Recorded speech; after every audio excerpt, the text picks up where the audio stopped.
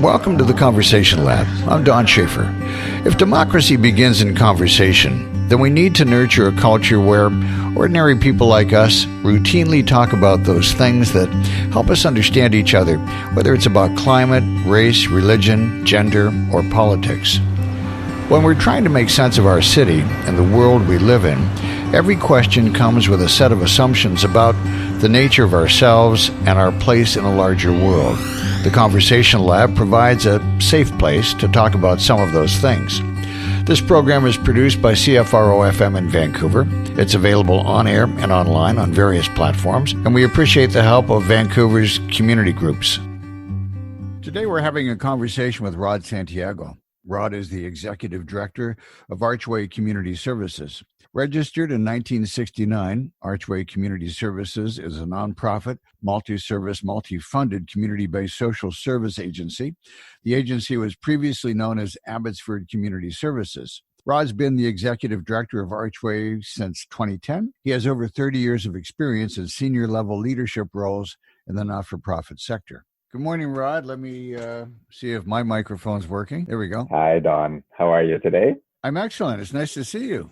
My pleasure. No, I really appreciate it. I had a conversation with Dara Parker, and she said, you've got to talk to Rod. So it was very sweet, and I am anxious to find out what you do and how you do it, especially in light of everything that's going on around us. Can you talk about what Archway is? Certainly. Archway is a nonprofit organization. We have been around for 50 years, and we are a multi-service agency. We provide services for anyone from babies all the way to seniors, so all ages. We also provide services for immigrants and newcomers to the country, as well as for individuals with developmental disabilities. So we help all individuals to have a sense of being welcome and having a sense of belonging in the community. We help youth who are out on the street and wanting to be able to connect in community. We are also here for individuals who are homeless. So for whatever stage of life people are in, we are about people helping people. So that's a little bit of who we are. About 90 different programs in community, most of them in Abbotsford, but about 25 different sites, including an office in India, in Santiago. I was struck by the note on your website that said you have 90 different programs, and I just can't imagine. How do you manage that? How do you put that all together? We are all about community. So first of all, it is an unbelievable team. I love the people I get to work with on a daily basis. Incredible people who are passionate about our vision, which is justice, opportunities, and equitable access for all. So everything we do is about that, aiming for that long-term vision and a mission of fostering community well-being and social justice through positive action and leadership. And more we try to live that out of anything that we're about, even though it is a broad stretch of different things, has to aim for that particular piece. And then right from hiring and the orientation time, one of the things that we talk about and that I talk about is that at the end of the day, anything that we do is never about waving an Archway banner. It's about making sure that we have strong and healthy community. So part of how we do this is that every one of those 90 programs is never about just Archway doing it. It's about strong partnerships. It's about how we do it as a community together and making sure that we do it well as partners and teams and community. What's a day like for you? It is never boring. Days, you never know where they're going to go because it's like all of our days. They're never predictable. And with a complex organization like Archway, they're always going in different directions. So it might start with focusing on our recycling program, which is working on ensuring that our earth is sustainable because we are involved with all of the blue bags that go out in front of people's homes here in Abbotsford and in Mission, that goes to our recycling plant.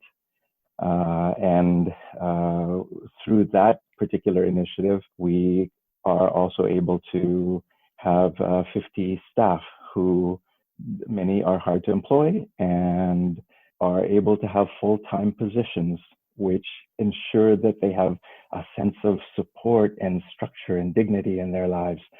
And so it might start that way. And then from there, it might be involved in working on a community initiative around reconciliation issues in the community. Again, either within our own organization or with the community. And from there, it might be around food security issues with the food bank that we run for our community.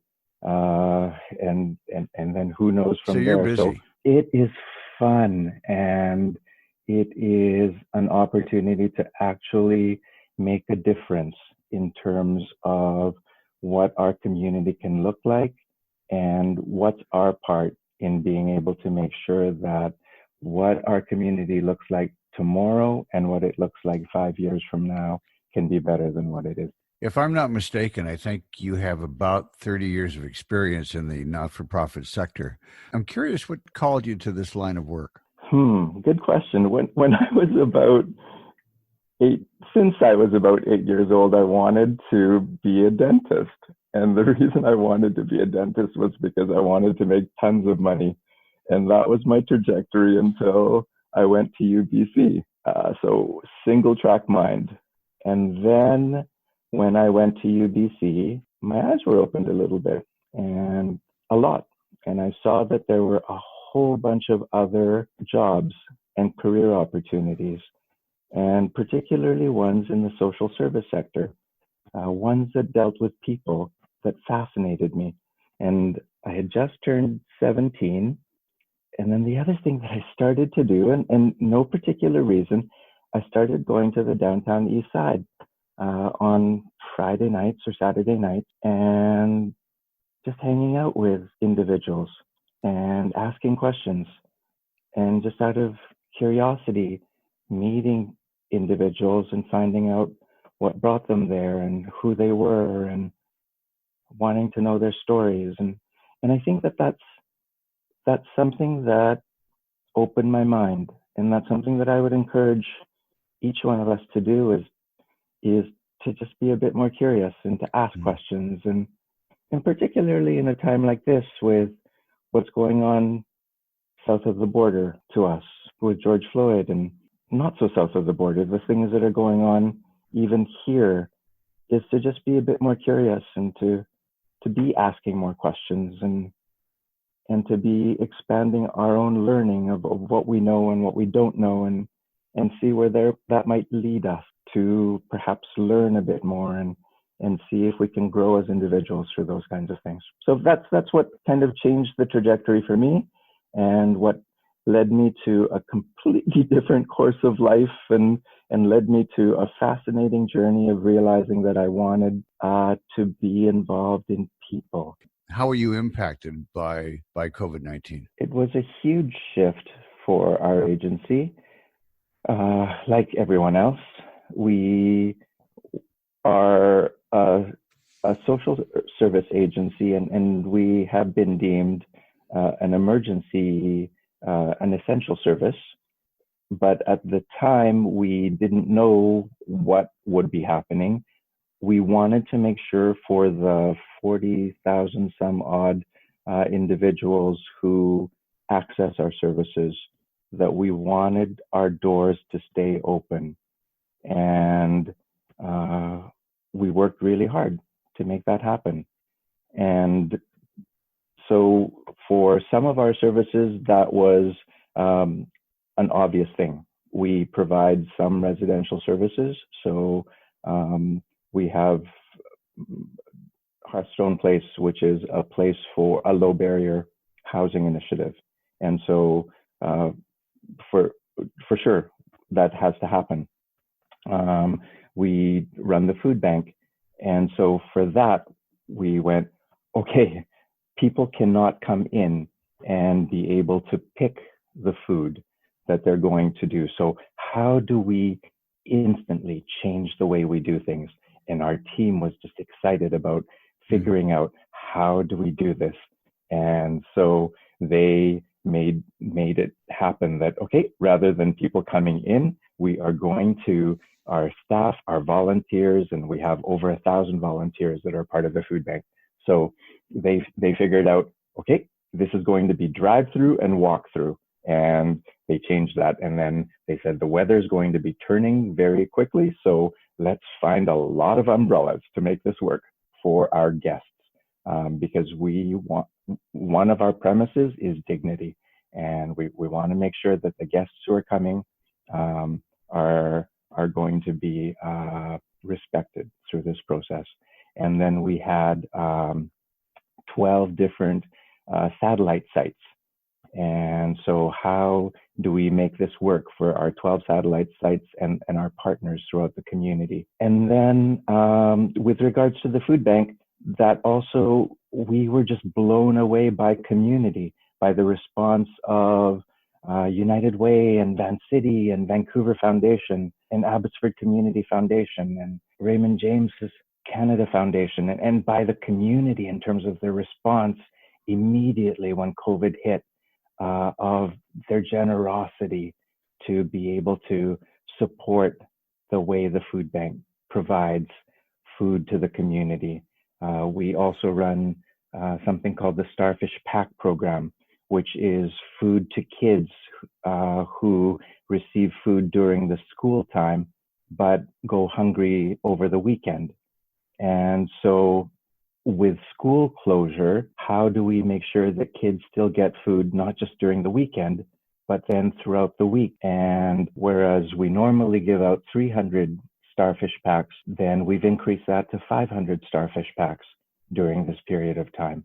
And there's just incredible response from community for that. Some other shifts that happened, we realized how many seniors are going to be isolated during this period of time. And so quick response from, again, just an unbelievable team that I get to work with over here. So they said, let's quickly develop a mobile seniors outreach team to be able to go out and reach out to seniors who are not going to be able to access things like prescription meds and groceries and being able to walk their dogs or just being able to talk to somebody.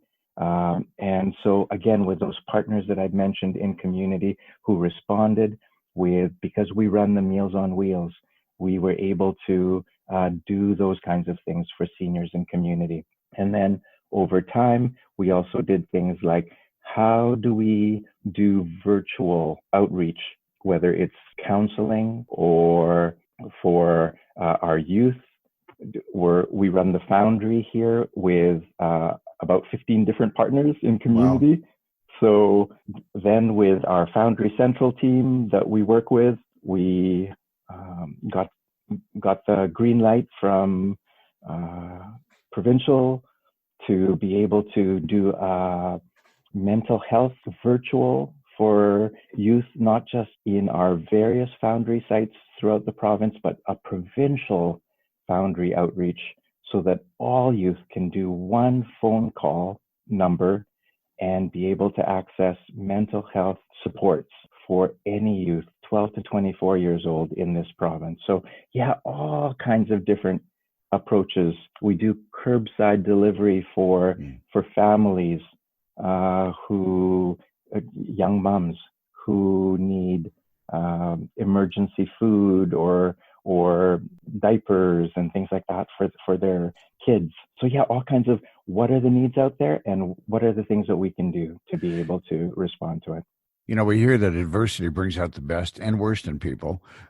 Fortunately, we're seeing it bring out the best in you and your team, which is fabulous. I'm curious, what happens going forward? What has the not-for-profit sector learned going through this pandemic? Well, we are recognizing that there are things that actually some people